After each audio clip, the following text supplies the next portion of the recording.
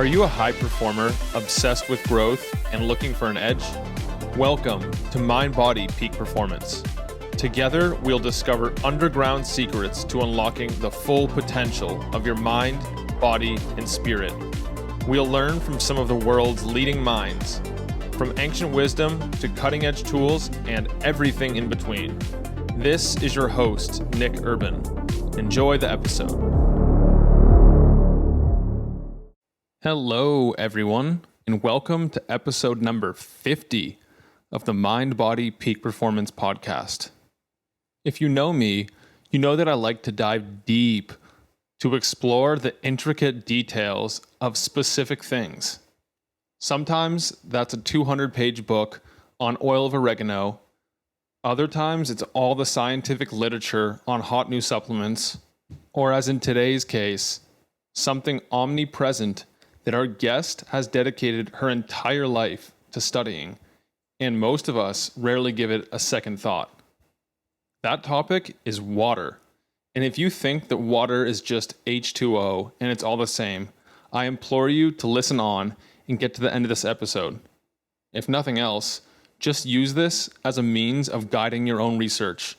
Use an uncensored search engine like Quant, QWANT.com, and investigate some of these topics we talk about today for yourself. And then towards the end of the episode, our guest shares some of her favorite resources if you're interested in going down the water rabbit hole. So sharing this knowledge with us this week is Isabel Friend.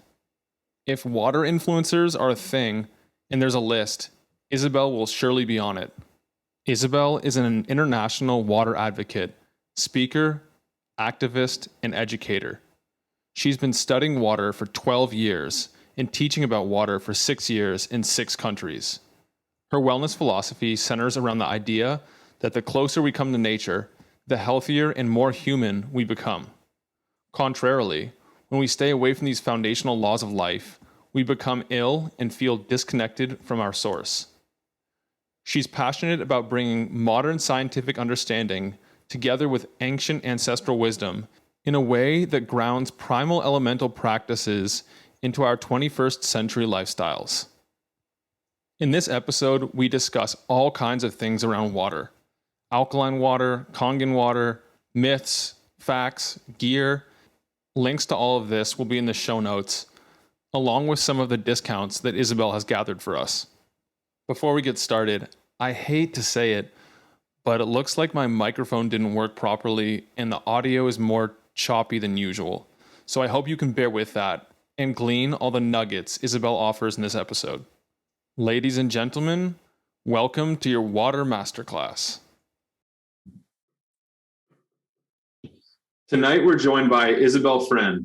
Isabel is a water advocate, educator, and president of the American Water Trust. So Isabel, welcome to the show. Thanks so much for having me, Nick. I'm happy to be here. Let's start off with what you've done so far today for your health and performance, the unusual or non-negotiables for you. Let's see. Something that I've done today. I usually like to start my morning off with water that has been charged overnight using a carbon gene, which is sort of an etheric accumulator for water. Each one is kind of crafted uniquely to the individual. So mine has blue diamonds inside of it, and then a compression of North Pole magnets on the inside and an expression of South Pole magnets on the outside. So I mature my water overnight in there, and then I have about a shot glass of it in the morning. So that was kind of how I started off my day. And then I had some infoceuticals right before we got on the call. Oh, you picked up one of those devices. Yeah. I've got an IC pad over here for charging the water. Yeah, I interviewed Anton on this show previously. What infoceuticals are you imprinting your water with? Well, today I just did like a simple alpha beta brainwave sort of thing. So I'd be nice and clear for our chat. Mm-hmm. I'm surprised. Only a shot glass of water? Well, the carbon gene water is very medicinal, very therapeutic water. So you don't necessarily need to drink, water that's that highly charged and highly energized all day long. I do like to drink mildly energized water all day long, but this is bringing out the big guns to start the day. Nice. Well, I first got interested in water, like really interested in a nerdy kind of way, about, I think it was 2019, when I picked up a book called The Water Wizard. And then I heard you speak on another podcast about The Water Wizard and Victor Schauberger, and went down this whole rabbit hole. His work really changed the way I look at water, and it's much more than just H2O. But I'm curious how you got started and interested in water. Actually, my story is really similar to yours, except just about 10 years prior. It was through studying and discovering Victor Schauberger in 2009. And as soon as I started going down the rabbit hole of his work, I started realizing, I mean, wow, it was just absolutely paradigm shifting. I started realizing that water really does have the solutions to answer all of humanity's toughest questions. And currently, with our modern predominant paradigm, we actually have no idea what water truly is and what it's truly capable of. And this man, back in the late 1800s, he started cracking the code, and he started laying the foundations for what is so radically far ahead of its time that it's still ahead of our time now. But if we were to implement even one of his solutions, it would change the foundations of humanity in providing free energy and easily accessible medicine and restoring the climate. And so once I started getting into his work, and then I was just kind of, had this geeky little side hobby and fascination for many years. Just kind of consuming all of the water information that I could, reading all the books that I could, and experimenting here and there with trying different kinds of water myself. And then in 2015 or 16, I started teaching about water, just kind of as a way to give back at festivals, music festivals. And then in 2018 or 19, it came through really clearly in ceremony, where Spirit told me to just focus on this and nothing else. And so that's what I've been doing ever since. I think it makes the most sense, before we get into the advanced side of water, to start off at the basics. Everyone's heard that hydration is important, but I think it could be useful to elaborate on that a little bit and explain just why we should care about and focus on hydration every day. Yes, that is such a deep and yet broad question. So, I mean, basically you can answer it in one simple sentence, which is just, the benefits of hydration are health. Hydration equals health. They are synonymous. That may sound like an oversimplification, but again, this is, 12 or 13 years of research that has led to this simplicity that just proves itself out over and over and over again. So one of the ways that we measure hydration is called, it's a test called a phase angle test, which is a measure of the amount of electroconductivity that you have across your cell membranes. So in other words, how much energy, how much mana, how much prana or chi your cells can conduct. And this is hydroelectric energy, right? Hydro, water, electricity. So your whole available amount of chi, or overall health and energy, is directly proportional to your level of hydration. Our bodies don't just run on calories. They really run on this hydroelectric energy, this chi, this life force. All of Eastern medicine is based on this, right? So when your body is either depleted and doesn't have enough water, which is what most people consider hydration to be, but it's actually a more complex range of factors.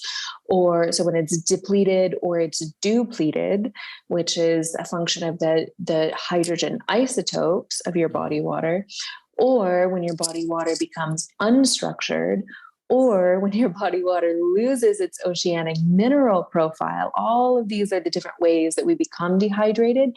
So you can see, it's not about how much you drink, it's about the form and the phase and the function. So when that starts to happen, you have less electromagnetism, you develop states of acidity, states of inflammation, and there's this whole cascade effect of disease states, but they get treated with medication, right? Instead of hydration, they get pathologized instead of hydrated. So just to give a couple quick examples, even a really mild dehydration will slow down and dysregulate your whole metabolism as much as 3%.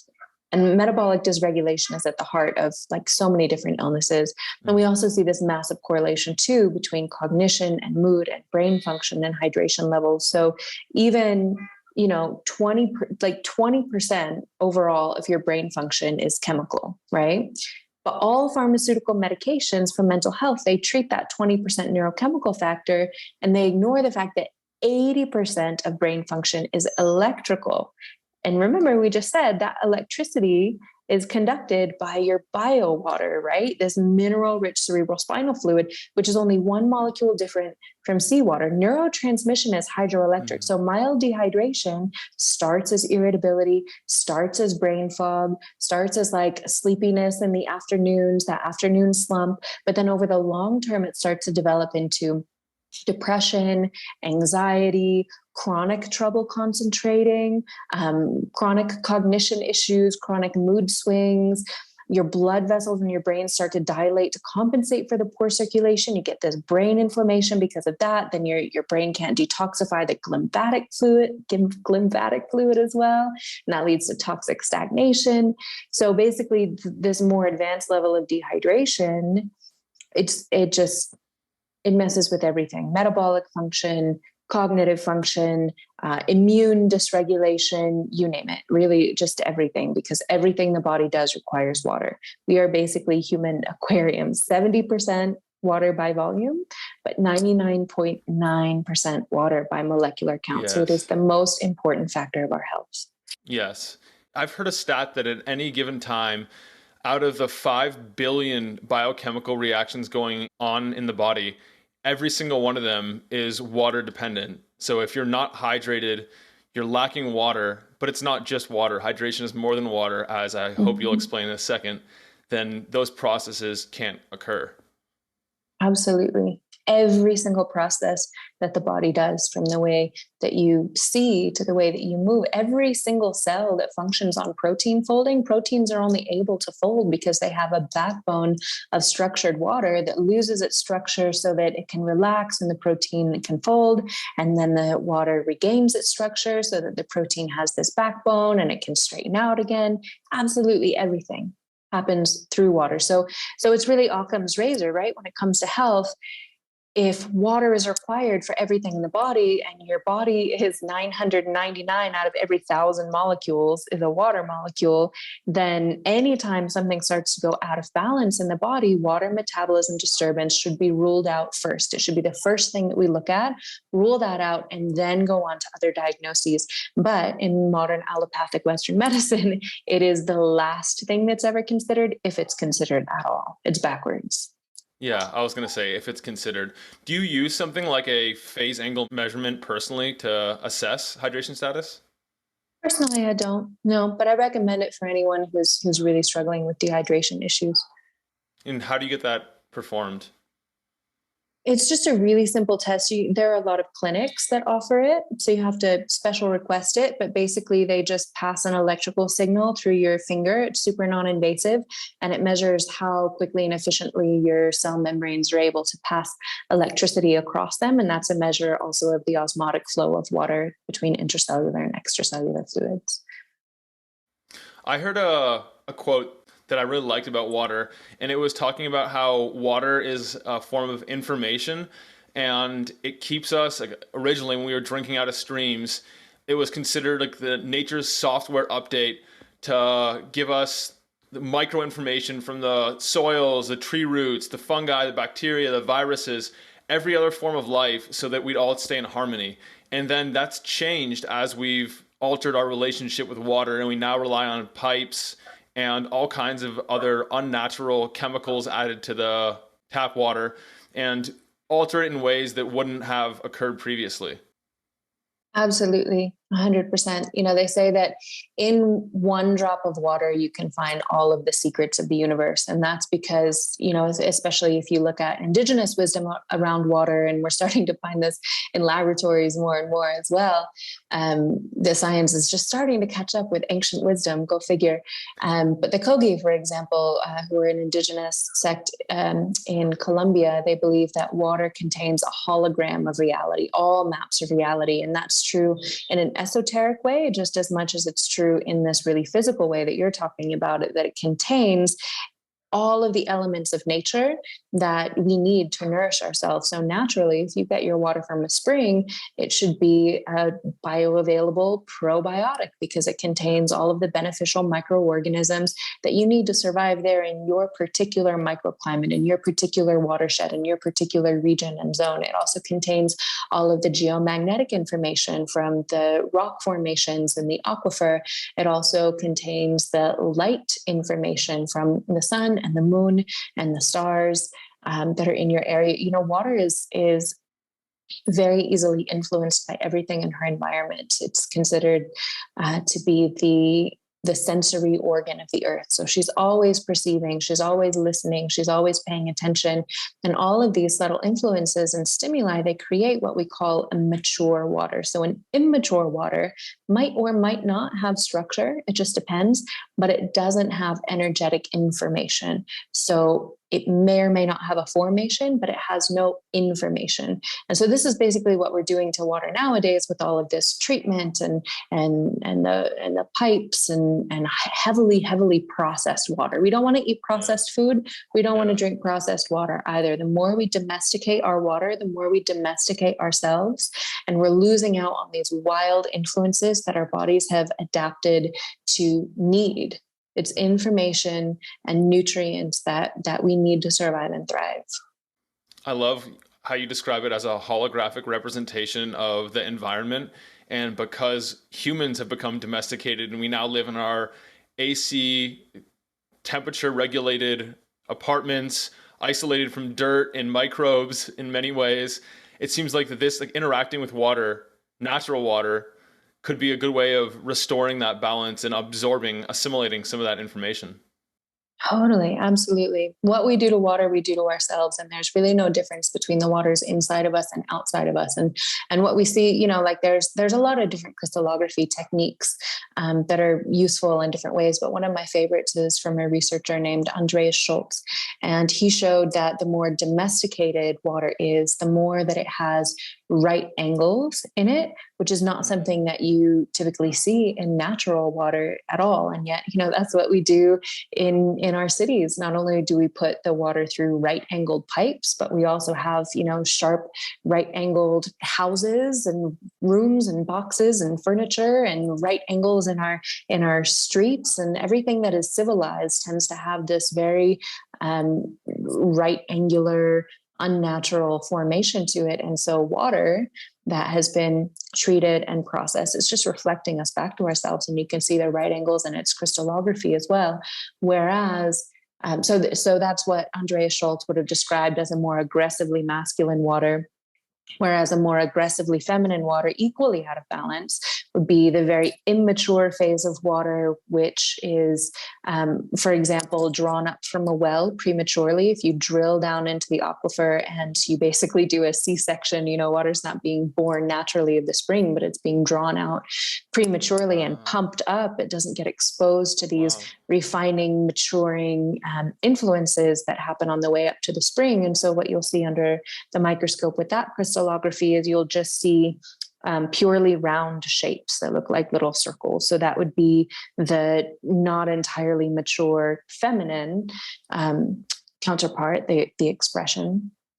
And so when you look at truly healthy, happy, mature, structured water, fresh from a spring, and there are, of course, different variations on these patterns. There are an infinite number of variations on these patterns, just like every snowflake is infinitely different. But you'll see this perfect mix of radial and angular, not right angles and not perfectly circular, but this fractal, radial, sort of angular snowflake shape. And that's what you really want is the balance between the masculine and the feminine, the balance between, these different harmonies. Yeah, if anything, with water, it's more important to have the feminine, because we interviewed a traditional Chinese medicine doctor on the show, and a lot of Western culture leans heavily towards the masculine, the yang. Water is supposed to be hydrating, and hydrating is supposed to be restorative. And if we're not getting that restoration from our water, we're losing one of the critical pillars of overall rejuvenation and restoration. Absolutely. Yeah. And there are a lot of different ways that we can sort of cultivate a slightly more yin water, which, like you just mentioned, we live in such a young world. It's really good to, have more rest and more balance and more receptivity. And one of those ways is, for example, if you have an egg amphora to store your water, and it's a really great, really simple way to keep your water structured over the long term, because it creates this internal hydrological cycle within it. If you put the pointy end up, it's going to be a more yang water. If you put the pointy end down, it's going to be a more yin water. The same, whether you treat your water with North Pole magnets, which is going to be a little bit more of a growth oriented kind of yin water, or South Pole magnets, which will be a little bit more of a retraction quality yang water. So there's different ways that we can kind of work with this polarity, but I definitely think that the balance is the best. And for example, there's a company called Analemma. The Analemma wand is probably my favorite water toy right now. Yeah. Really, really masterfully designed. I mean, it's been 14 years worth of research to create this wand. And it takes an entire year for them to mature the water that goes into the wand. And they mature two waters separately, a more receptive feminine water and a more generous masculine water. And so they alchemize the two of them together, and they put that water in the wand, and it actually maintains its stable molecular structure for longer than just about anything else. One thing you mentioned several times now is about the crystalline structure of water, and how exactly do the different things we do to water, say putting it through a right angle, how does that change the structure of the water on a microscopic level? That's a really good question. So it really just depends on what you're looking at. So different instruments are going to read different things. Different microscope techniques are gonna find completely different things. Water is, she's like Optimus Prime. She's always changing form, and she's really hard to pin down. So you can do one technique and see something completely different than if you do another technique in the lab. And that's why it's really important to know what you're working with. And what you're looking for. But I would say in general, with an unstructured water, it all comes down to the quality of relationships. So one of the reasons why humanity has not really understood water very well thus far is because we've been looking at H2O molecules singularly.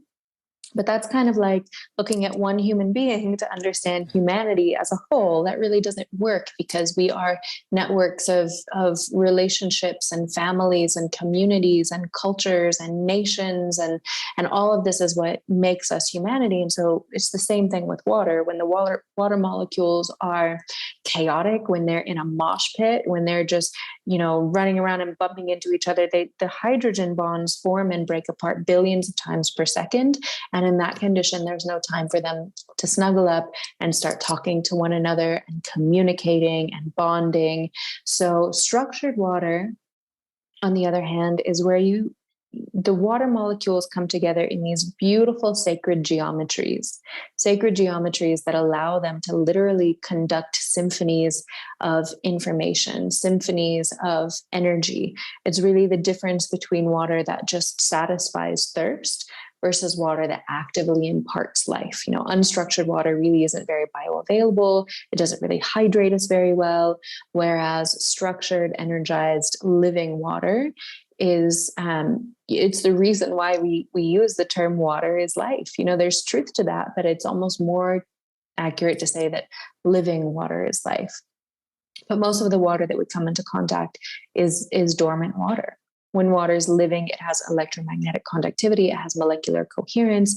It acts just like a living liquid crystal, a sentient, responsive, learning living liquid crystal. It can sense, store, transduce, amplify, and transmit energy, information, and vibrational frequencies. So it literally is the sentient stage upon which all of life is played. So when water loses those capacities, it can't do any of those things very well, which is why, because that's the water that most people have access to, or the water that most people encounter in their lives, that's why most people perceive water as being simple and unremarkable because the only water they know is denatured, treated, processed, stagnant water. I mean, imagine if you had only eaten, stale potato chips your entire life, and then somebody hands you this like ripe, juicy, incredible, flavorful peach, and suddenly the juice is just dripping down your chin. It's orgasmic. It's a completely different experience of food. And this is the difference between highly treated, processed, dormant water and living, structured, energized water. It just nourishes us differently on every level of mind, body, and spirit. Mm-hmm. And also, if you take fruit or vegetables and you cut it open, the water within that produce is different. It's not your denatured water. Totally. It's living water because it's sustaining a living being. It becomes biowater. And biowater always is to some extent structured. And it's interesting because you see a big difference between produce that is grown between the structure of water in produce that's grown by conventional methods versus the structure of water that's grown via, permaculture and biodynamic methods, in the same way that you see a big difference between the structure of the biowater of a person who is sick and unhealthy versus the biowater of a person who is thriving. You also see a big difference between the structure of the biowater of a really young person versus a geriatric person. It's been said that aging is just a process of drying out. I think that was Dr. Ishihara Yumi who said that. And other physicians have phrased it similarly, in different ways. But generally, any living thing, the water is living water. Yeah. And also, if you just continue drinking dead water, you're just going to pee it out. You're not going to assimilate the water, and you're not going to get the true hydration. First of all, because it's missing the basic electrolytes and other nutrients, but also is part of that because it's dead. Well, it's just not bioavailable. It's not bioactive. Your body can't absorb it very well. Not only can your body not absorb it very well, but, we are more other organisms than we are our own cells. You have 1.3 microorganisms to every one of your own cells. And so when we drink water, it's not just us that needs to get hydrated, but we need to hydrate our whole microbiome as well. And because these little microorganisms are so teeny tiny, they have trouble absorbing any water that isn't microclustered, any water that isn't highly structured. And so hydration isn't just a matter of what we're absorbing, but, we have to recognize that we are an entire ecosystem as well. And most people think, oh, well, if I feel dehydrated, then I'm just going to drink more water. First of all, if you get to the point where you feel thirsty, it's already too late. Your body has been thirsty for a while. And the sensation of dry mouth is one of the last signals of thirst, oddly. Mm-hmm. And, most of the water that people drink is actively dehydrating them. Reverse osmosis, purified water, distilled waters, all of these are what hydrologists call aggressive solvents, which basically, just to oversimplify it, it causes the water to leach minerals from the body. So this water is so processed, it's had everything taken from it. It's had its minerals taken from it. It's had its microorganisms taken from it. It's had its electrical conductivity taken from it. It's had its structure taken from it. It has been aggressively treated. And so it becomes an aggressive water. There's no cohesion or there's no symphonic orchestration. There's no grace to the way that these molecules are behaving. And so when it gets inside your body, it can be kind of chaotic, and it can actually, again, leach minerals from your body, which overall in the long term is dehydrating because, again, maintaining an oceanic mineral composition of your internal waters is one of the top 4 factors of what hydration actually is. So, not to mention, of course, highly processed bottled and tap waters often contain additional dehydrating factors like sodium chloride and chlorine and chloramine. So not only is it not hydrating you and your mini ecosystem, it's actually creating little mini genocides inside of you. If you're drinking chlorine, I mean, that's a biocide. So it's literally killing off all of your little microorganisms. Yeah. And all of these factors really just add up to this epidemic of chronic dehydration. The most conservative estimates, the most conservative ones, say that at least 75% of the population suffers from chronic dehydration. It's called UCD, unintentional chronic dehydration. Wow.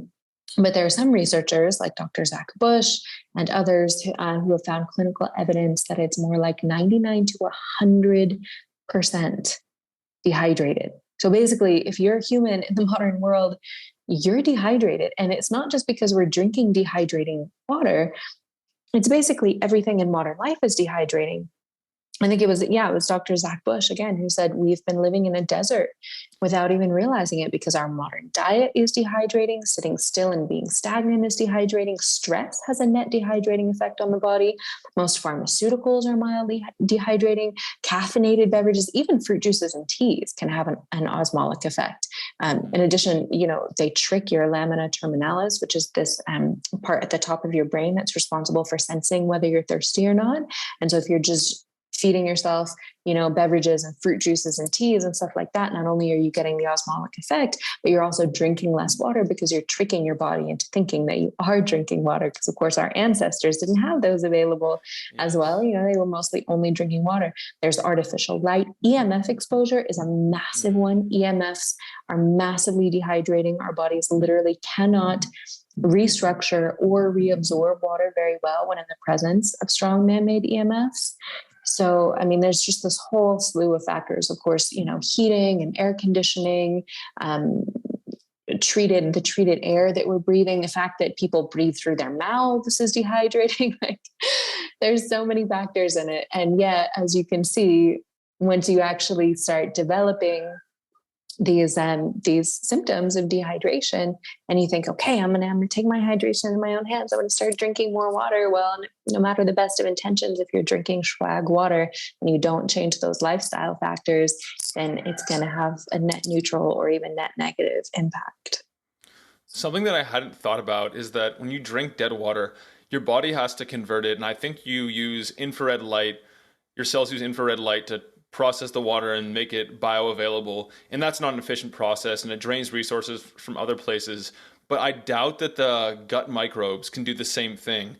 And the gut microbiome, and actually all the microbiomes, just the microbes inside and on the human body in general, have become a huge fascination of mine, because I'm starting to wonder if it's sometimes called the second brain, but I'm beginning to wonder if it's actually the first brain because of how much it's involved in our health.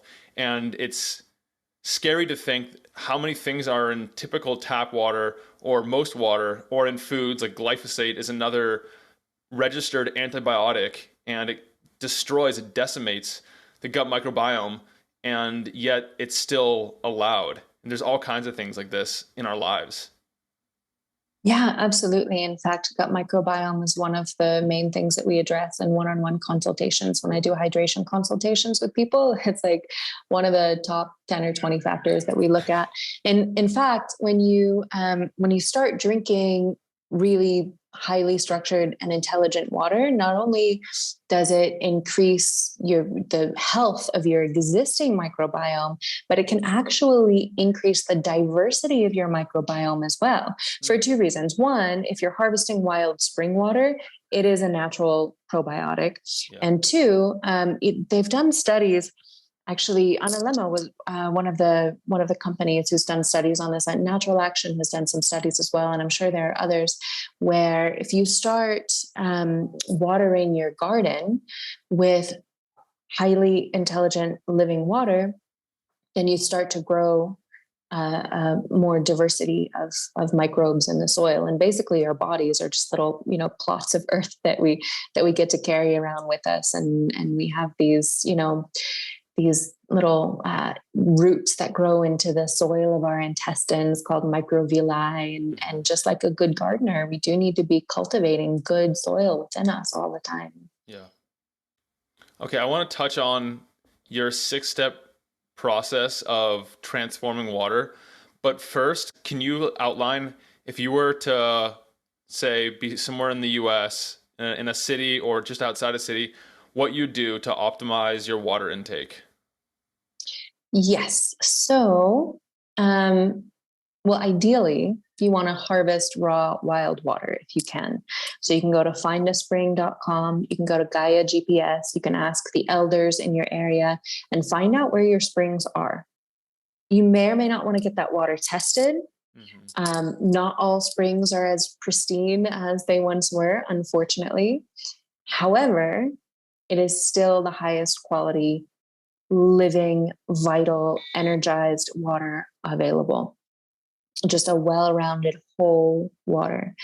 And it's just this incredible pilgrimage because you're basically going to the source of life. You're going to the point where life is being born of the earth. You know, this water has been deep underground in aquifers for hundreds and sometimes even thousands of years, since before the invention of pollution and the industrial revolution. Since before any of that, it's been held in the womb of Mother Earth.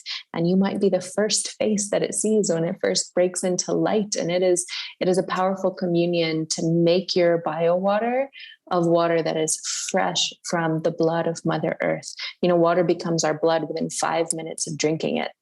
Within 5 minutes, it becomes our blood. So this is really a sacred transmission.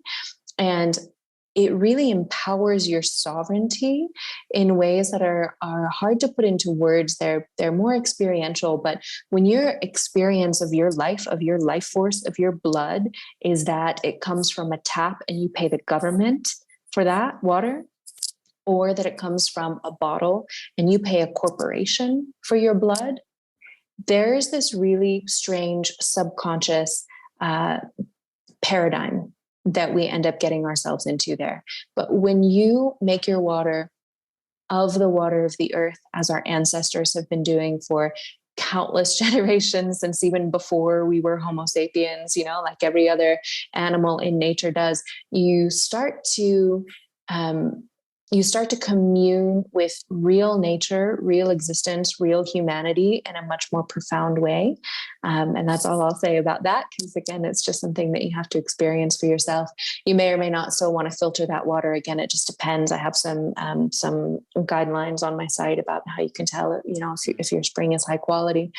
But in addition to harvesting raw wild water, you know, sometimes that's not always available, or people are not willing to make the pilgrimage. Although I have to say, even if it's an hour away, it's worth it to just go once a month, fill up enough 5-gallon carboys to last you all month. But, you know, we do still have to shower in tap water sometimes and things like that. So if you are working with tap water, the process to bring it as close as we can get to spring quality water is to filter it. Get yourself a really high quality filter. All my favorite filter recommendations are on my shop. It's at waterislife.shop.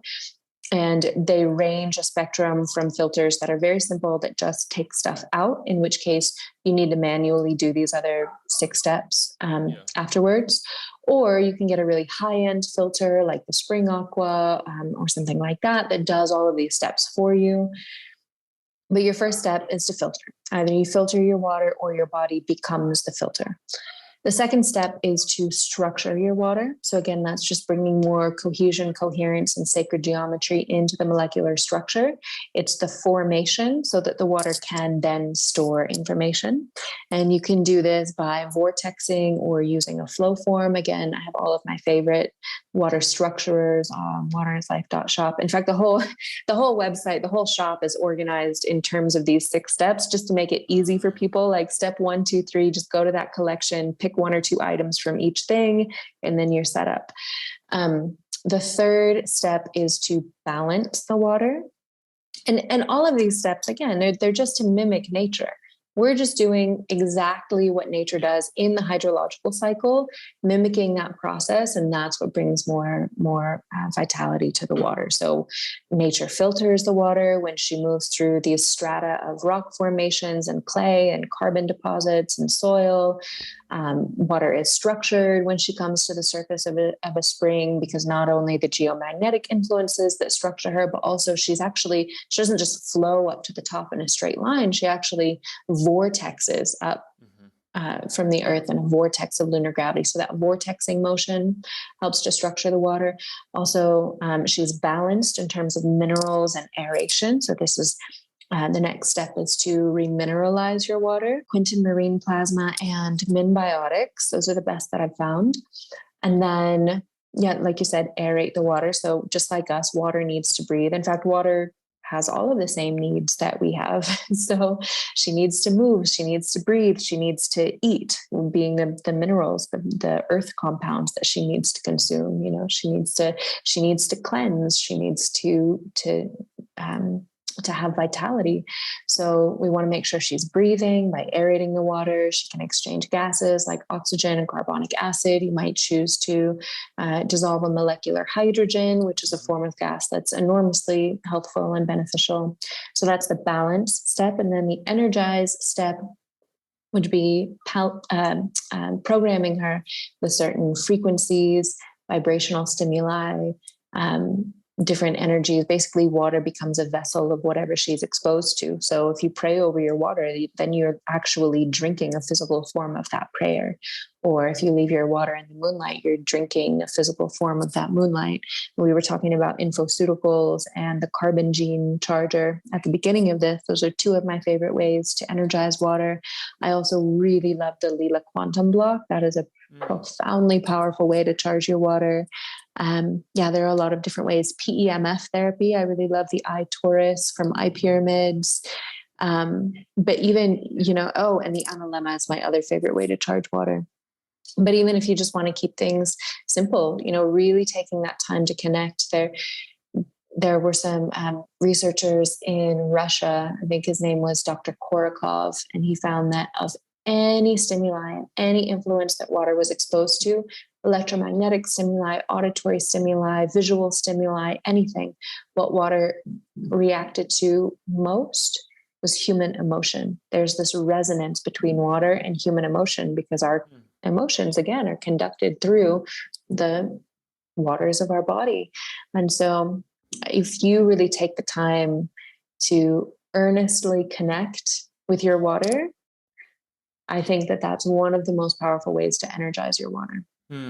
Yeah, I like that. It also reminds me of the heart math research of human emotions in the biofield being electromagnetic in nature. And when something enters that biofield, over time, it resonates. If it's another person, they resonate and train each other, or whoever has the stronger biofield sets the field for the other person to entrain to. Totally. And water has the same capacities as well. We call it epitaxy or transference. Whatever has the most coherence will bring more coherence and structure to anything that may be chaotic in its field. This is one of the reasons why people put crystals in their water, which I think is often overestimated, but it's definitely one great tool in the toolbox, especially for helping already structured water to keep its structure more so than initially giving the first structure. And it doesn't give a very stable and long lasting structure, just putting a crystal in there. But again, it's one really great tool in the toolbox because, like you were saying, epitaxy, transference, if something has a higher vibration, it will hold that vibration more stable and entrain something else up to it. Also, another study that the Heart Math Institute did is showing that the water that you hold in your hand is actually conducting your heartbeat. So you can actually, hold some water, conduct your heartbeat into it, and then give it to someone that you love. Here's a little piece of my heart. I recently set up a laboratory here in Mexico. I feel super excited to start playing around with it. And even in just, the first couple of days, my business partner and I were playing with the oscilloscope and reading some vibrational frequencies in the water. And I got really excited about something. I don't remember what it was. And I had this like spike of emotion, and we could see it right there in that moment. We could see the spike of emotion show up in the water. Wow. And then a day or two later, he was kind of bummed about something. I think he lost his debit card, and it was a full moon, and there was just some vibes in the air, and he was playing with the oscilloscope, and he noticed that change in the frequency of the water as he got this wave of emotion. So, in Jungian psychology and symbolism, and in symbolism all over the world, water corresponds directly to our emotions, to our psyche. And I think that you can see this really clearly when you start drinking really coherent water, is that your thought processes become more coherent. your emotions start becoming more coherent. There are less, spikes and troughs in energy levels and emotions. That was the thing that I noticed first when I first started drinking spring water in 2009. My communication became clearer, my thought processes became clearer, my emotions became clearer. So it really is a medicine in that sense. So right now I have an AquaTrue reverse osmosis filter, and I'm adding back some trace minerals into it, and I'm structuring it. Sometimes I'm imprinting it. And I'm thinking now, after this conversation, that it's a good idea to just go to my local spring and pick up some water from there. What are the essentials I need? Because I know that you don't want to expose water to direct light for too long, too much heat. Obviously, I need to store it in something. What do you recommend? Yeah, so obviously start with where you are, start with what you have. It's baby steps for everyone. I recommend that people don't get daunted by, I have to go out and get all the things. So even if you just start with collecting maybe 5 gallons at a time from your local spring, that water is enough to last you for quite a while. But as water stays stagnant, it does start to lose its structure a bit. So you might want to start to bring more movement and vitality back to it just by giving it another pass through a flow form or a vortex right before you drink it. Also, temperature is really important. In fact, Victor Schauberger's work goes deeply into the importance of temperature for maintaining the structure of water. Water tends to be happiest right around 39 degrees Fahrenheit, 4 degrees Celsius. Not to say you have to keep your water there at all, but it tends to maintain its structure really well there. What's interesting is it maintains its temperature best at 98.2 degrees, which is exactly what we are. It maintains its structure the best at around 4 degrees Celsius, which is exactly what it comes out at most springs. So temperature is an important factor. Also, keeping it shaded is an important factor. Basically, we want to treat it similar to the way that we would treat a really good quality bottle of wine. You wouldn't leave a really nice wine out in a plastic bottle in the backseat of your car. You would, some people go to really great lengths to have wine cellars. And all I'm saying is, you can get a buzz from really good water too. So we might as well take at least as good care of it as we do with wine. Yeah, a water cellar. Yeah. Well, that's simple enough. And you mentioned earlier something called Quinton. And what are some of the other therapeutic waters that are used around the world? There are, there are quite a few now. There are so many medicinal waters, and water really is at the cutting edge of medicine in so many ways. I have a whole workshop, actually a webinar on my site that goes into all of the ways that water holds the keys to medicine and to agriculture and to energy and to climate change and all of these things. And it goes over a lot of the medicinal waters. But yeah, Quinton, we can just give a little overview of that for people. It's not just a mineral, as we mentioned earlier. It really is sort of like the primordial soup. It's like this concentrated broth of everything necessary to sustain life. I mean, if you look at what it means to be human, it means to be a body of water. And we evolved from creatures that lived in the sea. So we've adapted to carry the Earth's oceans within us as our own bloodstream. It's the only way that we walk on land is by carrying the ocean inside of us. So our blood plasma needs to stay basically identical to the mineral composition of marine plasma as it was during the Cambrian period when vertebrates first developed and first started existing as oceans instead of inside of oceans. So when our blood plasma deviates from that oceanic profile, we start to begin to see disease states that start to develop. It's one of the aspects of what it means to be dehydrated, like we talked about at the beginning, is that deviation from oceanic profile. So this Canton marine plasma is really special because it's basically a living matrix of genetic codes that span billions of years. It contains the entire periodic table of elements, RNA, DNA, vitamins, enzymes, proteins, fatty acids, organic acids, everything, you name it. There was this Nobel laureate, Dr. Alexis Carrel, who showed that cells can actually live almost indefinitely in an optimal environment. He showed that, and this is a direct quote, he said, the cell is immortal It's only the fluid surrounding the cell that degenerates. And he kept heart tissue alive in the lab for over 30 years by immersing it in an environment of oceanic marine plasma. Now, he did these experiments right after working directly in one of Kenton's free clinics. In the early 1900s, he had about 70 free clinics, and they saved hundreds of thousands of lives with marine plasma. They had success rates over 90% with ailments and serious conditions, even genetic abnormalities that Western medicine writes off as incurable. Imagine if anything had a 90% success rate, right? So after this happened, it was listed as a pharmaceutical medicine in the European Physician's Desk reference for a long time. It's literally pharmaceutical grade. Long story, it started, its efficacy, it was too effective. It started threatening pharmaceutical companies. So it's not listed as a pharmaceutical anymore, but that's one of the main therapeutic waters that I recommend for people.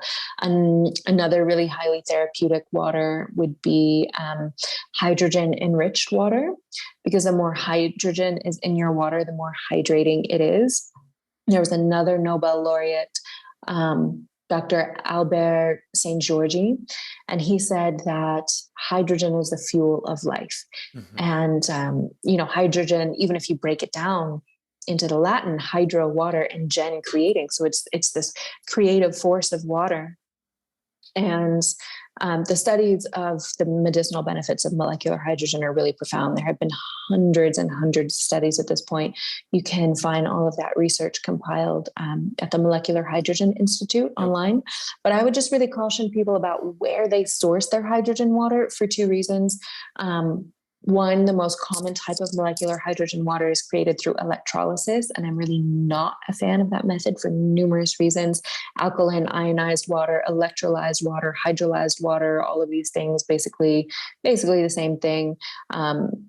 Again, so many reasons I'm not a fan of it. I have 2 whole 10-minute videos available on that on my blog, but among them, it's the fact that it just tears apart the water structure.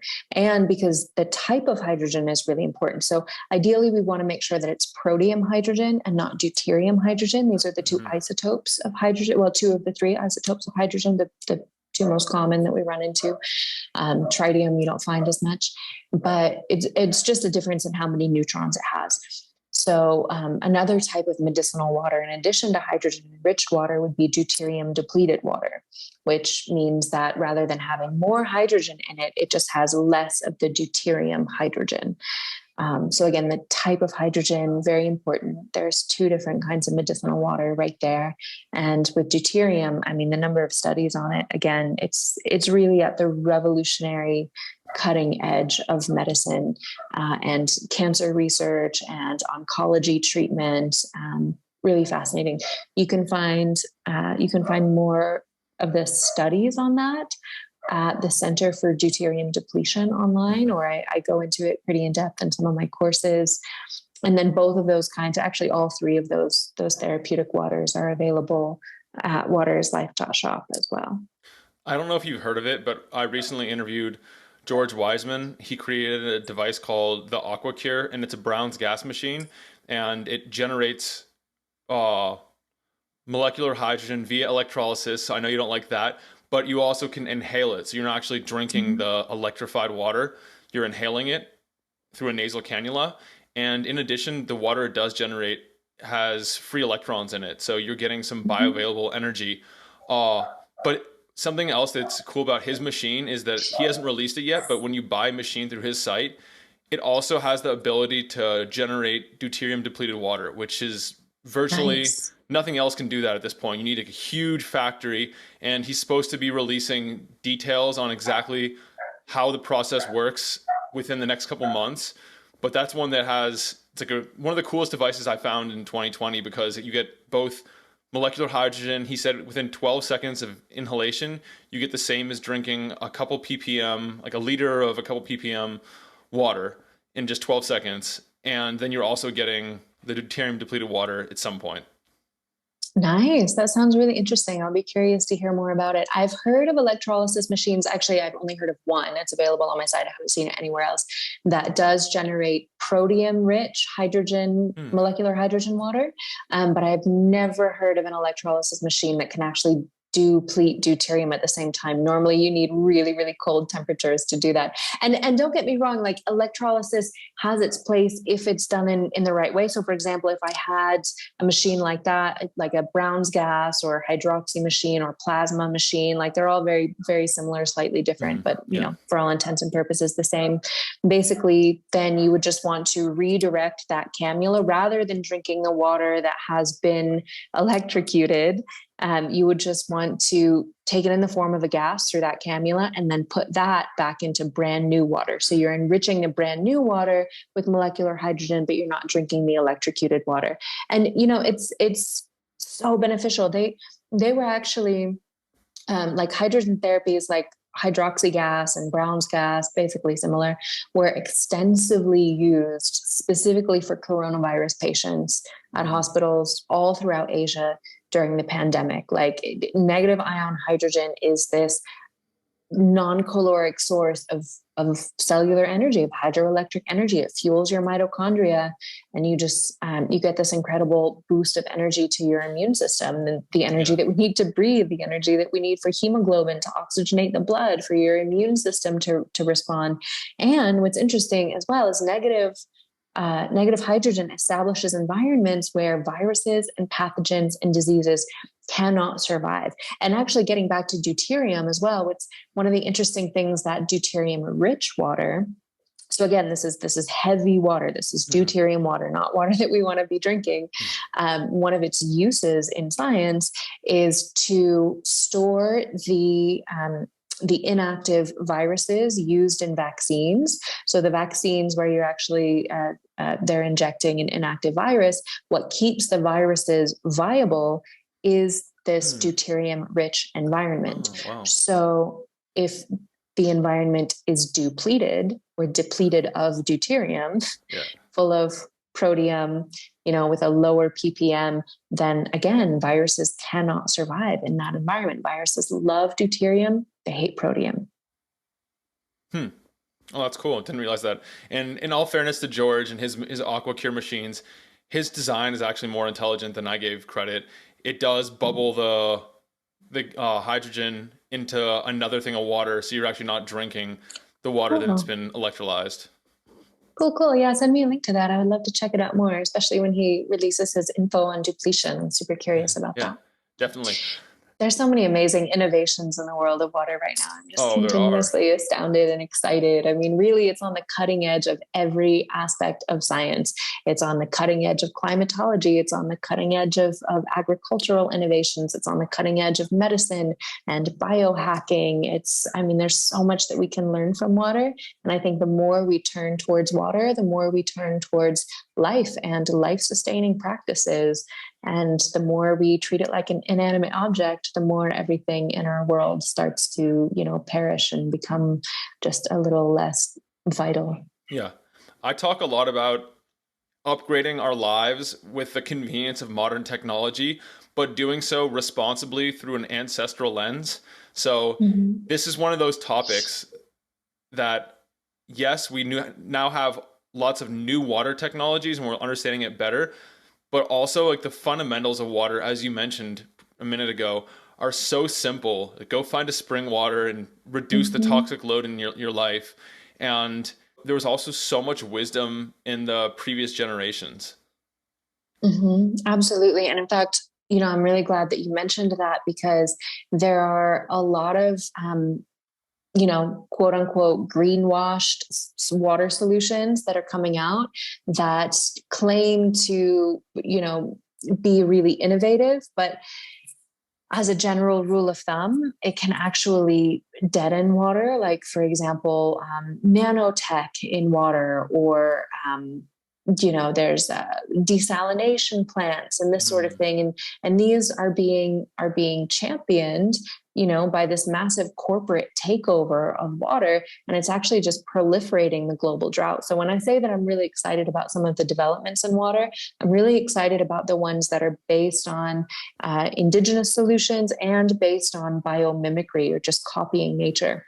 Because the more we privatize water and privatize high-tech centralized water solutions, the more it just deepens the drought and the water crisis. Because for one thing, if we do things in that way, according to the capitalistic way, which is exactly what's happening, for one, there's no incentive to stop pollution because there's no profit in conservation. There's just investment in water cleanup technology, but there's no investment in source protection and source conservation. You can't profit from that because it pays to clean dirty water, but it doesn't pay to keep clean water clean, right? Yeah. And then the other thing is only the rich currently have access to clean water and clean water infrastructure, because water just flows where the money is. It doesn't flow where it's needed. No one is in business to deliver water to the poor. So right now, 1 in 3 people on this planet doesn't have access to clean water.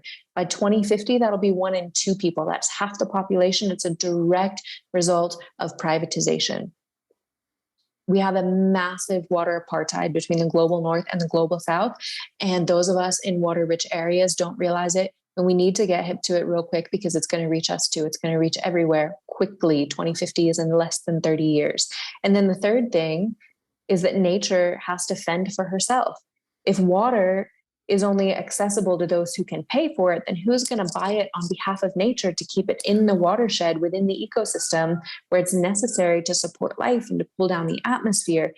But that's what happens when we get massive investments in these new greenwashed water technologies like nanotech and desal and all of these different things and these giant hydropower dams, which it just astounds me that, investors are still considering that to be a quote unquote eco solution when there's literally nothing worse for a riverbed than to put like a blockage right in that artery. It's like choosing to give yourself a blood clot. It doesn't make sense. So we see this massive investment in high-tech solutions, but that's not what's needed. What's needed is low-tech, biomimicry-based, decentralized, locally governed, locally innovated solutions, right? Yeah, that's exactly it. And Isabel, there's so much here I want to talk about. I have a million other questions for you about this, the future, what we can all do. And I want to make sure we cover that, but we've been already going for over an hour. So I want to slowly start to wind down. And if you're game for it, to do a round 2 at some point, because most people wouldn't think that you could have multiple episodes just on water. But as you've showed us today, there's more than a couple episodes to do, but it would be nice to reconvene. Yeah, I'll be happy to connect about this anytime. I could talk about water for years on end. Okay, so if people are interested in connecting with you, finding you on the internet or taking one of your courses or a water consult, how would they go about that? Yeah, so you can find my e-courses and webinars or book a private one-on-one consultation at waterislife.teachable.com. You can find all of my free blogs and videos and get my email newsletter at waterislife.love. You can get all of my water alchemy tools, everything we talked about for filtering and structuring and energizing and balancing and blah, blah, blah, and so much more, and lifestyle tools to help your body retain more water, etc. at waterislife.shop. And you can also find me on Instagram, which is at JenIsabelFriend. Perfect. Okay, I have one question for you before a rapid fire round. Okay. If all knowledge on Earth is lost tomorrow, but you get to go into that tomorrow saving the works of 3 teachers, who would they be, what would they be, and why? Oof. Okay, I'm going to keep it just to water teachers, because if it's general to teachers in general, there's no way I could pick 3. But for water teachers, of course, obviously the water wizard himself, Victor Schauberger, probably also Theodor Schwenk. I really love his work. And then, of course, it would have to be just all of the indigenous histories on the role of water in creation stories and legends and lore, just all of the indigenous wisdom. Actually, that would be number 1, and then Victor Schauberger. Is there a place to find all that? Because it sounds interesting to me, but I don't know how to go about finding all that.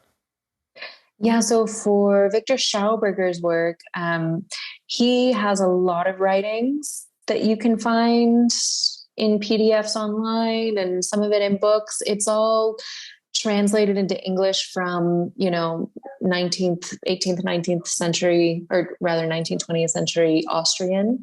So it can be dense. It's definitely worth reading, but it can be a little dense. I recommend Olaf Anderson's translations of his work and kind of summaries of his work. That's a good thing to start with. Also, there's another book about him written by a woman, first name of Sandra. I forget her last name. It's another good one to start with.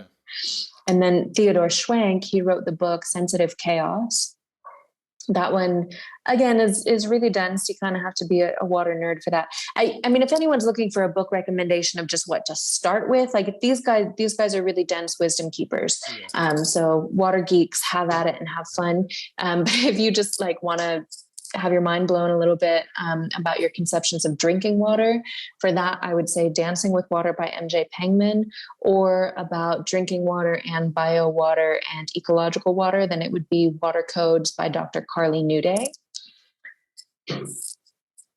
And then in terms of indigenous wisdom, that's more decentralized. That's hard to find it all in one place. You just kind of have to dig around a bit for that. That's what I was afraid of. Yeah, there is a book called, well, there's two actually. There's one called Sacred Water and another one called Universal Water. Both of those contain quite a bit of the indigenous creation stories, especially, and also different indigenous practices around water ceremony and water ritual.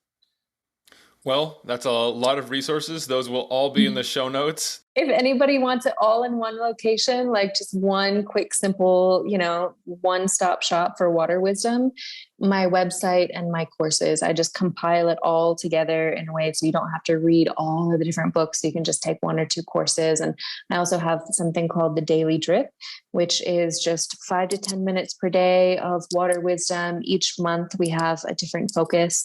So whether that's water communion and relationship, or water science, or physical hydration, or water in cosmology and astrology, or water activism and guardianship, each month has a different theme. You get one email, there's a whole community around it. So that's really, if you really want to dig in, but you don't want to buy a whole library and take hours and hours and hours of your time, this is like the simple introduction. Okay, on to the rapid fire round. Are you ready? Yeah, let's do this. What are a couple of the biggest myths? Probably the two biggest is alkaline ionized water and Kangen machines. I see it as a really harmful trend.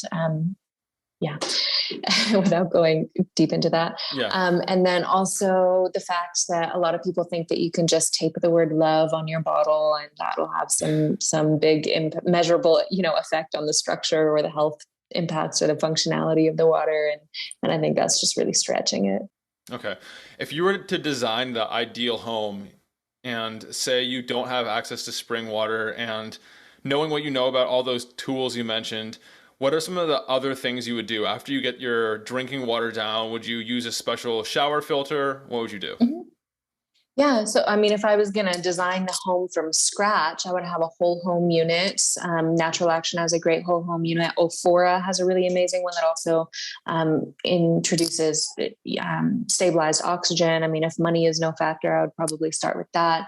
That the NAT whole home structure is really affordable. Also, there is, well, it depends on if you have a whole home filter or not. If you don't have a whole home filter and you want a shower filter, the KDF filter is my favorite. And then I would also get the Natural Action shower structurer as well. And I would probably get a spring aqua under my kitchen sink.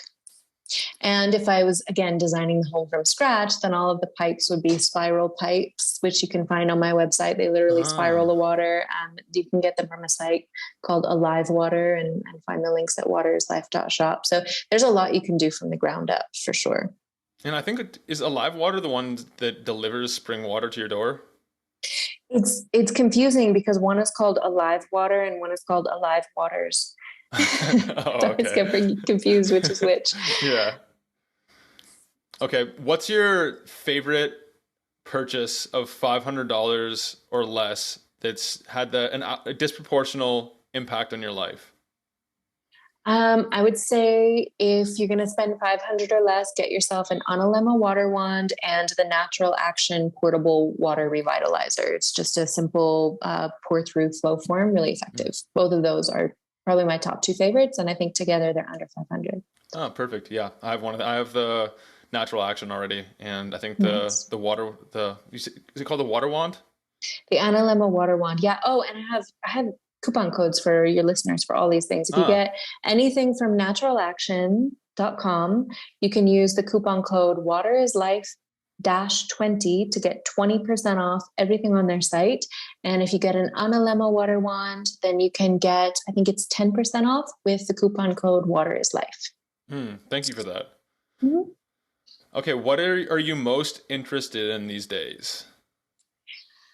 Well, I just got this water laboratory all set up, so I'm really excited to start researching and to play with, especially to play with photodiodes and the oscilloscope, and to start checking out the way that water responds to moonlight and starlight and various colored light, and to play more with water crystallography and Beta Austin's recent discoveries about hydroglyphs. And I'm getting a UV spec machine, so I'll be able to take UV Wow, spec readings, and yeah, it's really exciting. that is exciting. And are you going to post about your discoveries in your emails, on your blog, and your courses? Where's that going to be? That's a good question. I don't know. For now, it's just kind of like a geeky little hobby, but I'm not expecting to make any quote unquote discoveries anytime soon. To me, it's just a process of deepening, communion and observation. And if I find something interesting, I'll have to verify and verify and verify, and then send it to one of my partner laboratories and have them verify. Like, I'm not going to publish anything, but maybe I'll take people along for like, hey, this is what I'm doing with the diodes today, and hey, Yeah, this is what it looks like under the microscope. I don't exactly. know. Yeah, probably Cool. Instagram is where I would publish that. Well, that'll be fun and exciting. Yeah, keep a tab on my Instagram stories then. Final question in the rapid fire round. What is one thing that your tribe does not know about you? Oh, gosh, there's a lot. I tend to be a pretty private person. I guess. Well, I guess people might know this if they've been following me on Instagram for a long time, but I really love fire dancing and riding motorcycles. I'm super adventurous. I live all over the world, and I'm about to buy a motorcycle. I go fire dancing every weekend. Oh, very cool. I wouldn't have guessed. Well, I do. I actually do underwater dancing and fire dancing. I guess I haven't posted about any of that. You have to incorporate water into that somehow. Right, of course. Okay, well, Isabel, any final thoughts? I'm going to hand over the mic to you to leave listeners with any takeaways. All right. Well, I guess the last thing that I will leave people with is just that water is the universal solvent, right? It dissolves things. And when you have a problem and you want to solve it, we call that a solution. And when you dissolve or solve something into water, we also call that a solution. And I know beyond a doubt that water is the solution to solve or dissolve the world's problems. And as human drops of water, each of us can be a part of that solution, because we are bodies of water living on a body of water. And when we champion water, we champion all of life. So I just ask the listeners to please be a part of that solution for your health, for your consciousness, for your community, for this beautiful, watery, blue marble planet that we're all living on. Beautiful and deep. And it sounds like you've done that. You said that before. Yeah, maybe once or twice. Okay. Well, Isabel, thank you tonight for joining us. It's been really fun chatting, learning about the deep, undiscovered, or I guess forgotten nature of water and what we can all do to realign and improve our lives with it. Thank you for joining us tonight, and I'm looking forward to doing a follow-up with you. Thanks so much, Nick. I really enjoyed it. And yeah, looking forward to connecting again. Okay. I'm Nick Urban here with Isabel Friend, signing out from mindbodypeak.com. Have a great week and be an outlier. Thank you for tuning in to this episode. Head over to Apple Music, Spotify, or wherever you get your podcasts and leave a rating. Every review helps me bring you thought-provoking guests. As always, you can find the show notes for this one at mindbodypeak.com/ and then the number of the episode. There, you can also chat with other peak performers or connect with me directly. The information depicted in this podcast is for information purposes only. Please consult your primary healthcare professional before making any lifestyle changes.